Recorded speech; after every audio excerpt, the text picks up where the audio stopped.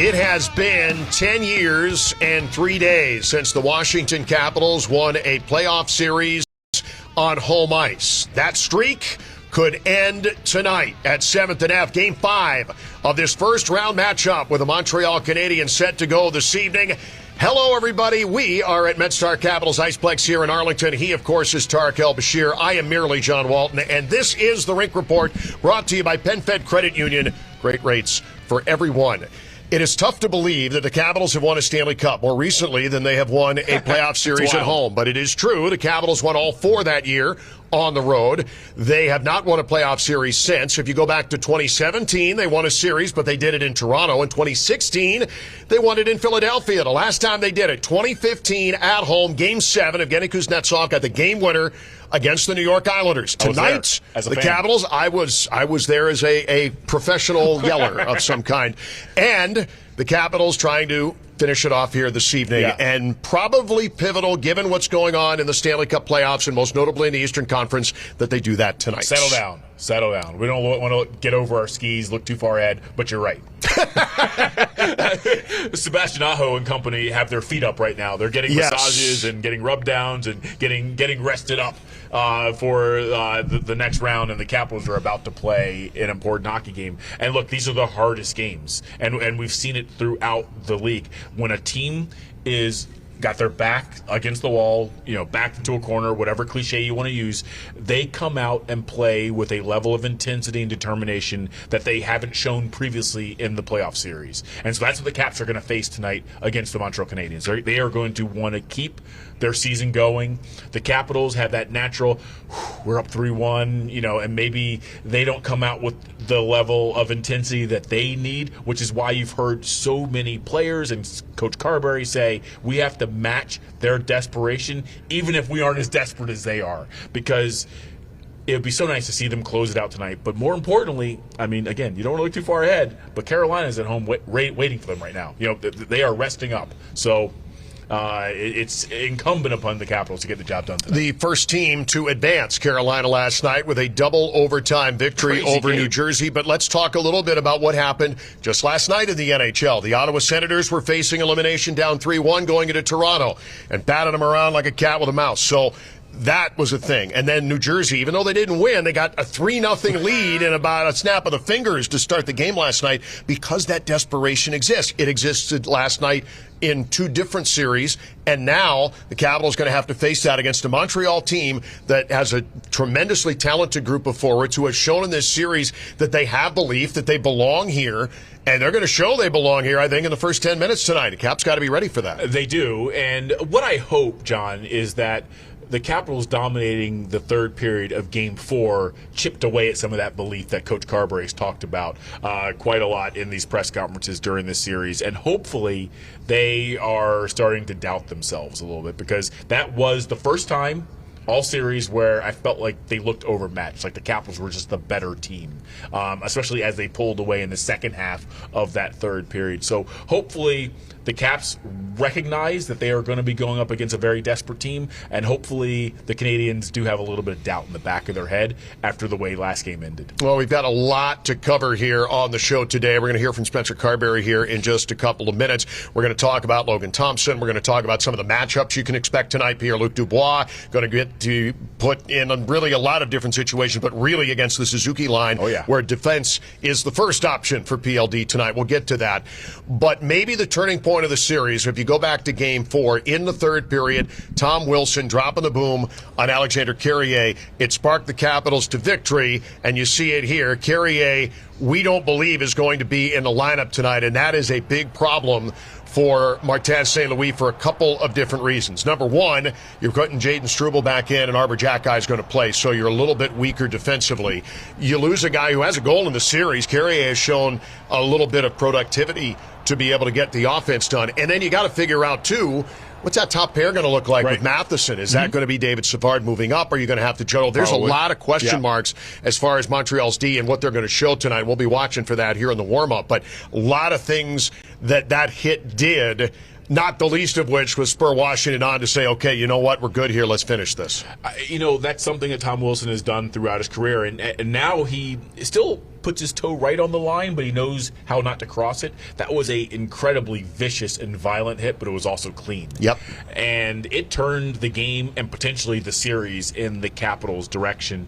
Because, like you said, on that exact play, that resulted in a change of possession, quick up, puck lands.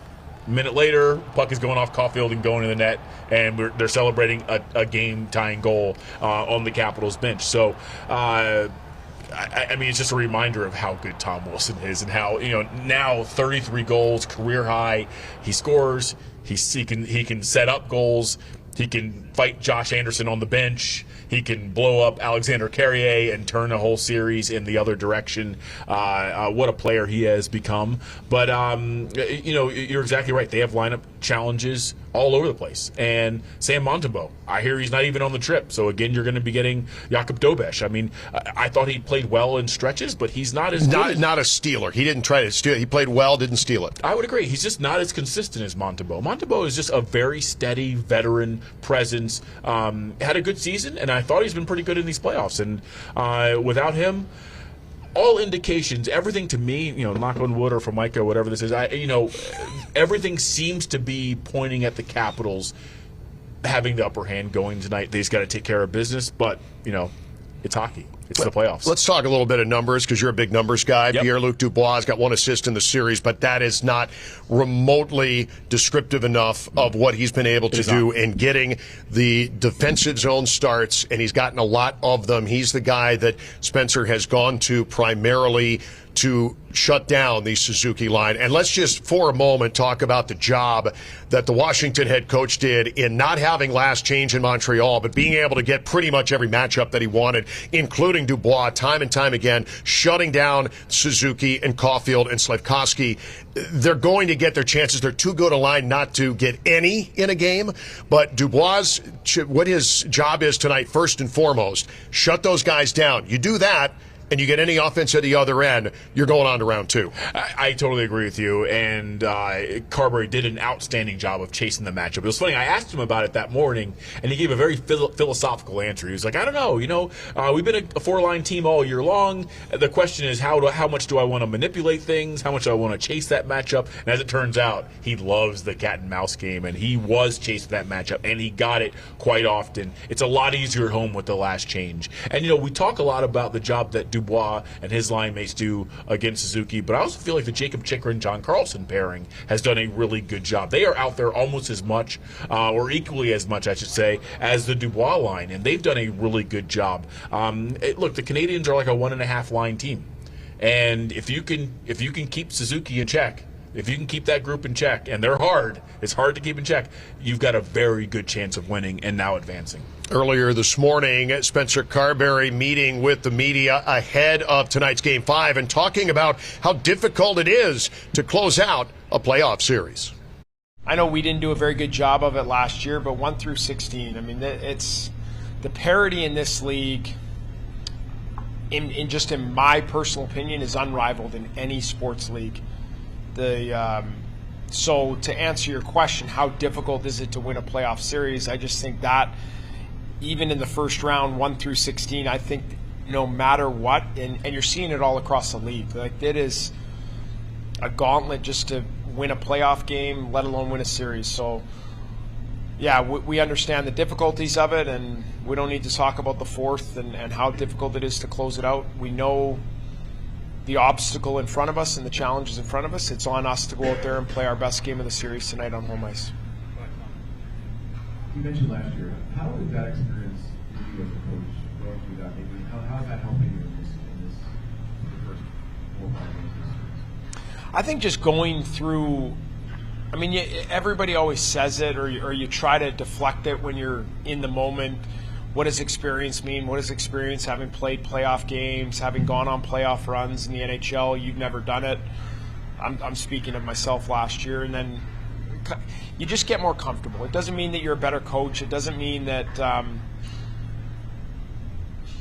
I exponentially know more this year about the playoffs, but going through experiences of playoff hockey just each game, each year, you just gain a little bit more knowledge. So I think having gone through it last year, gone through the series, you just take little tidbits of all sorts of different stuff, preparation-wise, in-game management, adjustments, and you're better for it. It doesn't mean it's going to turn out just because you have experience. It doesn't mean you're all of a sudden, now because someone has gone through it 10 times, they're automatically going to be more successful. No, but experience does help you as you move along and you deal with different circumstances. You've been through it before. It's no different than anything else in life. So it lean on some of the experiences from last year to help us as a group and myself personally this year.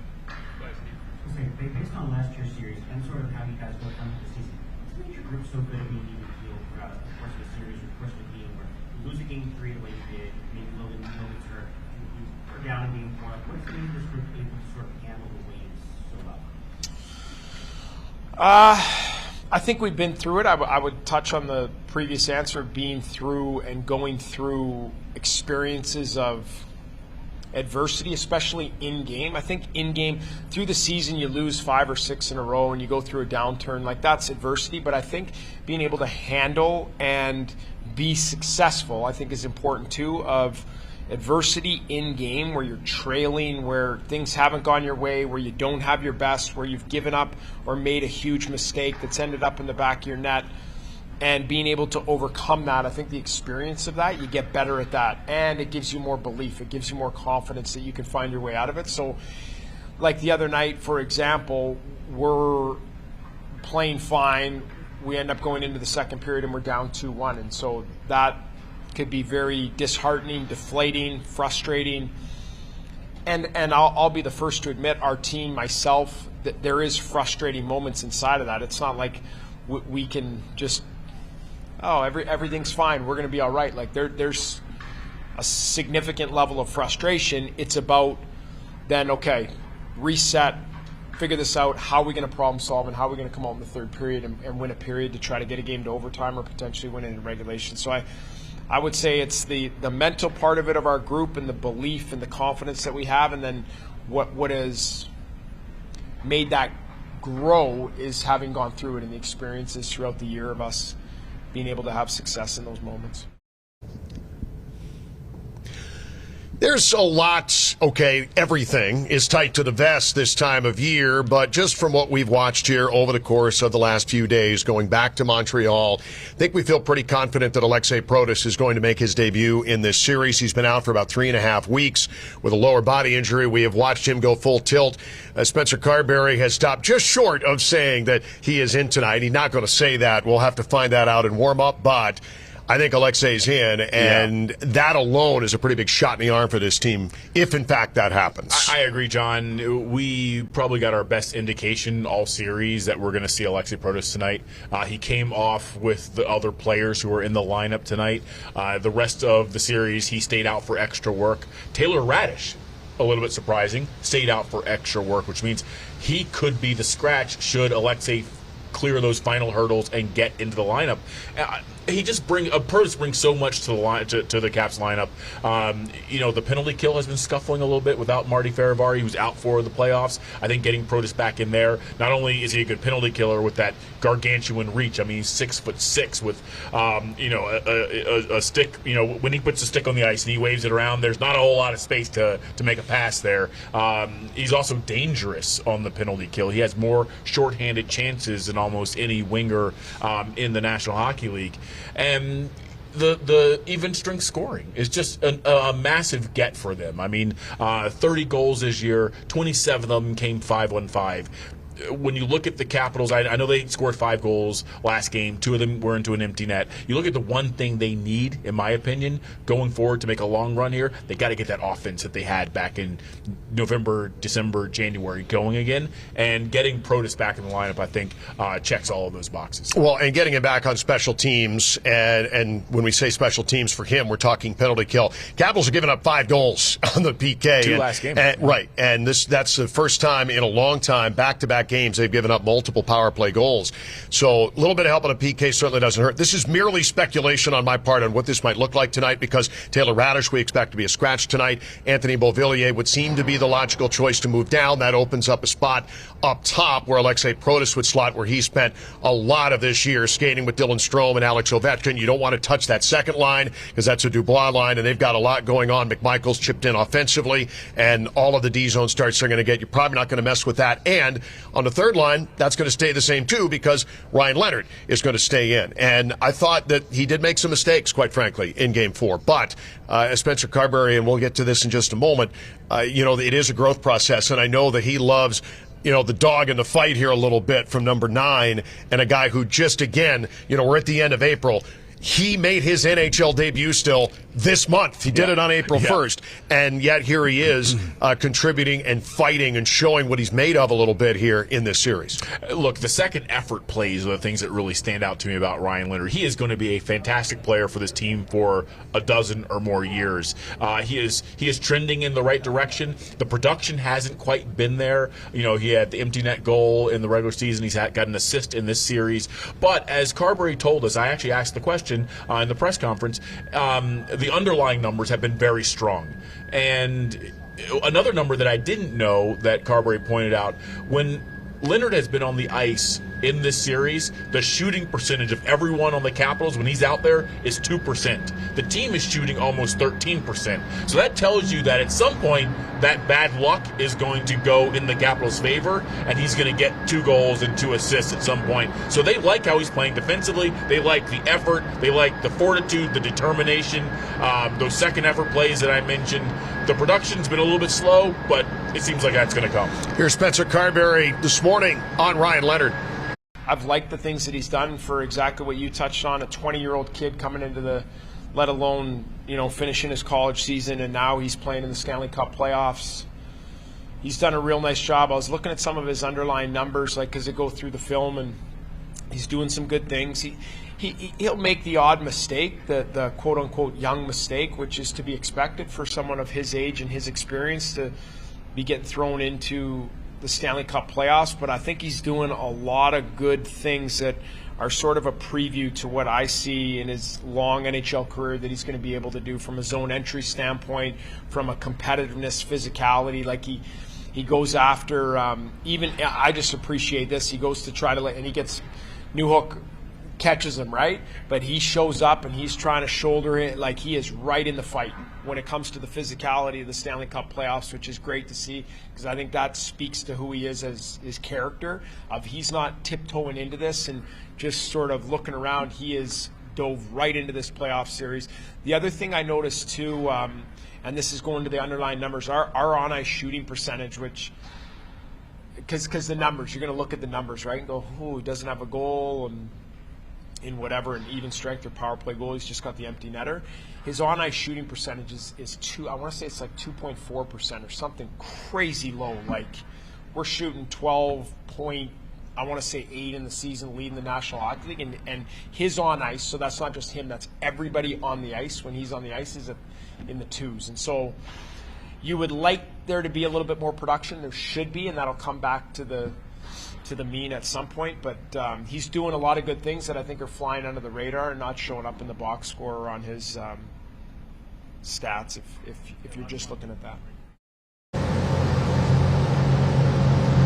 One of the greatest things about playoff hockey is when the stars end up negating themselves. It's those third line, fourth line guys, depth scoring guys that end up coming to the front and becoming a hero, and that certainly was the case in Game 4 against Montreal, because you had Andrew Mangiapane, who came up with a game-winning goal. Brandon Duhaime, a 2-goal game, first time he'd ever done that in the Stanley Cup playoffs. One of them into the empty net, but just an outstanding finish to the bottom 6 in Game 4 that got him the win.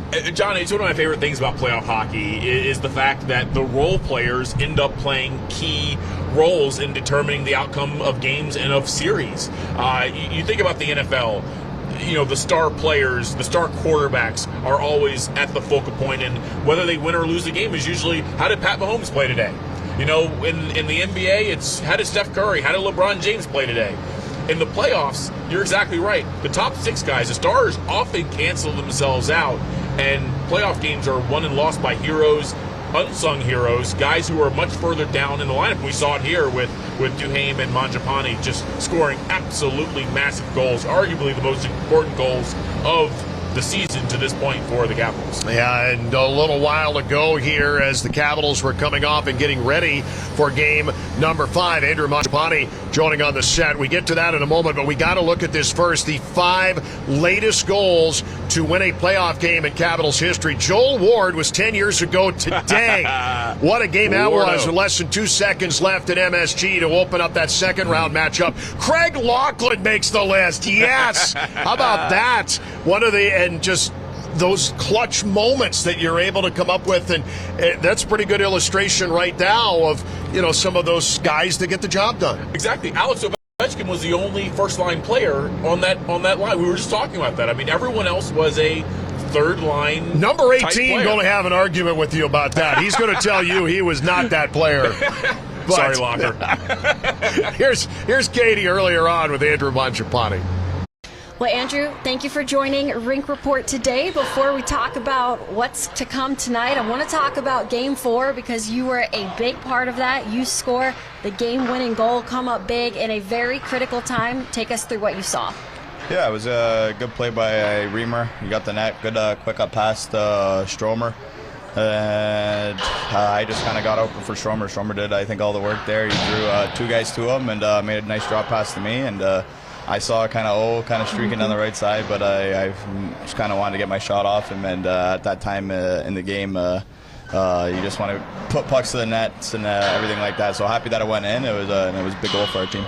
Well, right before that, Brandon Duhaime obviously ties this goal. You two, a prime example of the scoring depth you need, especially in playoffs, not just coming from your top 6.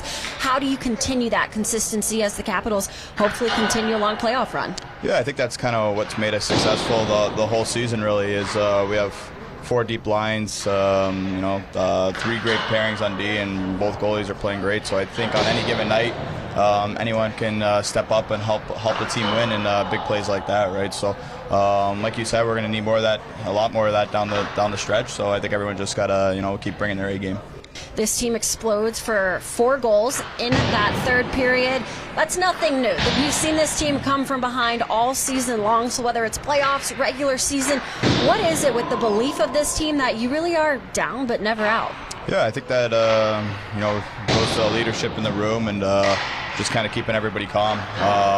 Like I said before, we have a really deep team, and I think that's what makes it successful. And but I think just knowing that we could come back at any time, and just knowing in our heads that we're a good team, and just kind of sticking to the process and little things like that. And those are the type of things that are said in the dressing room when we're maybe down in the second or anything like that. But I think it's just constant belief that we know we're a good team, and just kind of sticking with the system. Then that'll help us get through those tight, close games.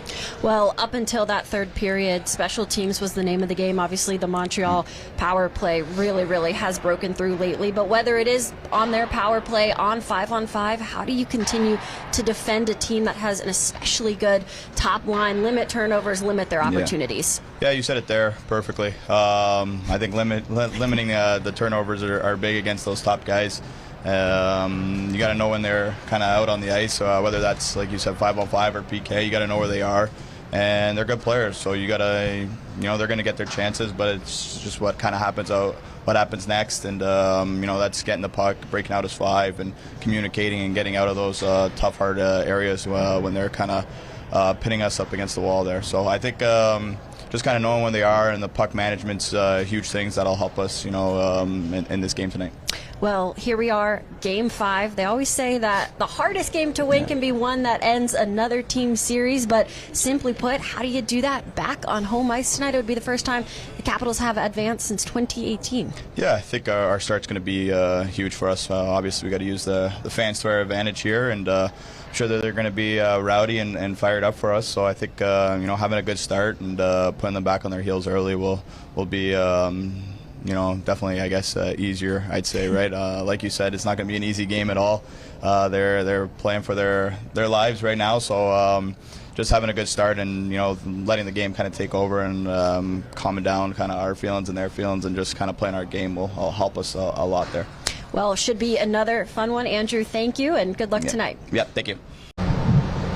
Great stuff with Andrew Mangiapane chatting with Katie earlier here as we get ready for Game 5 tonight. Obviously, in a playoff series, the goaltending always a focus. Really has been in this series. Sam Montembeault not even here. Logan Thompson was certainly in doubt before Game 4, but he'll get the start tonight in Game 5. Jakub Dobeš, the expected starter tonight for Montreal. Caden Primo going to back up. But the play of Thompson in this series, right now it's the difference. And if he does what he did in Game 4, making those timely saves, he was one of the winningest goalies in the regular season. And the Capitals, I thought was pretty even, honestly, through the first 2 games, because I thought Montembeault was fantastic too. But right now, I think that you've got to say advantage Washington as they try and close it out tonight. From October until now, the Capitals have been one of the best teams offensively. They've been one of the best teams defensively. The special teams have all been top 10 units for most of the year. But when they were at their best, when they were challenging for the President's Trophy, that was when Logan Thompson was duking it out with Connor Hellebuck for the Vezina Trophy. I mean, he was one of the 2 best goalies in the league. And then he signed his big contract, and then there was a little bit of a downward, a downturn in his play, but also in the guys around him. And then he got injured. And for him to be back at the level he was playing at in December and January, that is such a massive boost for this Capitals team. I mean, right now, he is tied for the league lead in wins in the playoffs with 3. He is top 10 in goals against. He's top 10 in save percentage. He's top 10 in inner slot save percentage. Goals saved above expected. Almost any measurable number that's out, any metric that's out there, he is top 10. And for this Capitals team to get to where they want to go, Logan Thompson is going to have to continue to play that way, and fortunately, he's been good throughout this series. Give me a final thought on what you think is going to make the difference tonight. I mean, for me, it's the Dubois line getting matched up with Suzuki. Do well in the defensive zone. That's probably going to be good things tonight for Washington. What do you see that needs to happen in this game tonight? Just I hope the Capitals play within themselves. You know, I know they see Carolina as advanced. You know, they've got a team they're better than on the ropes. Just don't try to do too much. Just play your game. You know, I hope there's no nerves. I hope there's no anticipation. I hope there's no looking ahead. There can't be any looking ahead. Just take care of your business tonight. Start today's game the way you finished the last game, and they'll be fine. Spencer Carberry said this morning to assembled media when it came to, you know, you expect this is going to be, you want it to be, hey, we're going to come out and just, you know, beat them to death, right? You're going to get a lot of offense. You're going to overwhelm them. He said it may not be that way. Right. It may be a 1-1 game. You may have to win a tight one late. We'll see what happens tonight in Game 5. I picture in an alternate universe Joe Beninati coming to the podium and saying, you know, you'll find out tonight at 6:30 who is going to be in the booth tonight, because it is that time of year. But the answer is they didn't do it that way. Craig Laughlin's coming back tonight. He's in for Game 5. Welcome back, Should we go back, he would be there for a Game 6. We're glad, very glad to have number 18 back in the booth. I would have liked to have orchestrated Joe be at the podium with a T-shirt and a hat on saying, you'll see tonight, but you will see right now. Craig Laughlin back in the booth tonight. Yeah, I love it. And he said it in that tweet. I mean, recovery from major surgery isn't always a straight line. Sure is. Sometimes, and you know this too, sometimes there are setbacks. And he had a little bit of setback. Fortunately, he's in good health again, and love to have him back, because especially if the Capitals were to advance tonight, he deserves to see that. Yeah, could be the last show on Monumental tonight. We actually hope so, because it means the Caps will be moving on to the second round. The National takes over from here. But enjoy the game tonight with Joe B. and Craig and the rest of the crew. With pregame, we've got you covered on the radio side on 106.7 The Fan. For Tarik, I'm John. Thanks for tuning in to this edition of the Rink Report, brought to you by PenFed Credit Union. Great rates for everyone.